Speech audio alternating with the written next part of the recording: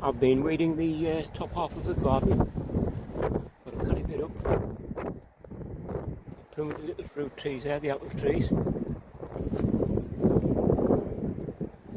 going to plod on a bit more. It's windy, it's cold, but it's dry.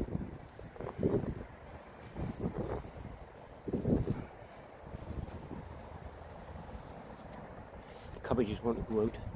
Finished. Leeks are not much cob.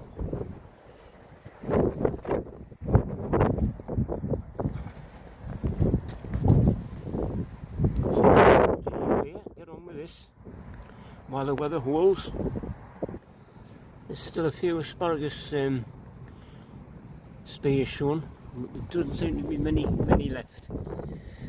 That was the Mary Washington, I think.